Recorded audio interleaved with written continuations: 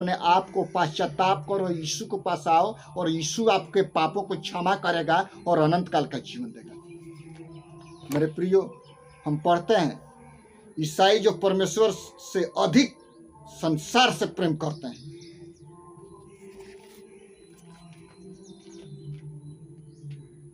उनमें परमेश्वर का प्रेम नहीं रहता।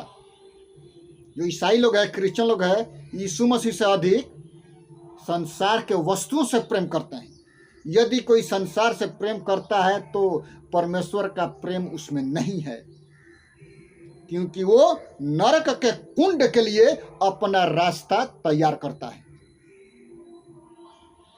आपको अनंत काल का जीवन चाहिए तो अपने पड़ोसी से, अपने परमेश्वर से अपनी सारी शक्ति, अपनी सारी बुद्धि, अपनी सारी सामर्थ्य, अपनी सारी सब कुछ के साथ प्रेम करना मेरे प्रियो।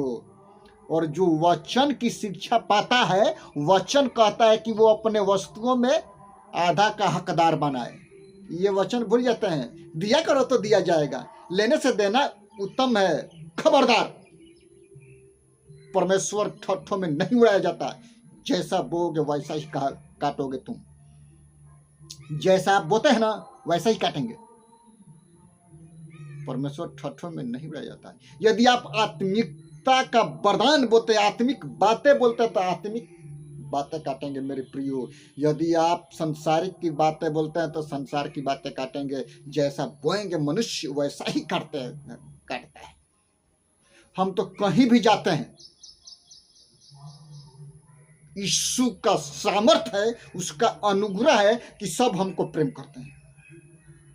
ये मनगढ़ंत बातें नहीं है। मैं बहुत सारे राज्यों में घूम करके आया हूँ, कोई भी राज्य बाकी नहीं है घूमने से। मेरे प्रियो, यदि आप यीशु से प्रेम करते हैं, यीशु आपके जीवन में काम करेगा, आपके मन में काम करेगा, आपके दिल में काम करेगा, आपके बच्चों के जीवन में काम करेगा। और यीशु आपको अनंत काल का जीवन देने के लिए स्वर्ग का सिंहासन छोड़ करके पृथ्वी पर आया। आपके लिए, मेरे लिए, पूरे मानव जाति के लिए, किसी जातियों के लिए नहीं आया, पूरे मानव जाति के लिए आया है। ऊंच नीच की भेदभाव करने के लिए नहीं आया कि वो छोटा पास्टर है तो वो मोटा पास्टर है तो वो नाटा पास्टर है, ये कर नहीं आया। अपने मन बदलिए, अपने आँख बदलिए, अपने मुंह बदलिए, अपने सारा एक्टिविटीज बदलिए।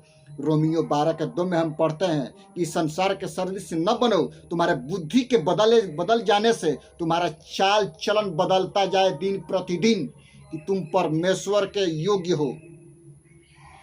एक में बोलता है, पौलुस कहते हैं कि मैं प्रार्थना करता हूँ, आग्रह करता हूँ कि तुम अपने शरीरों को जीवित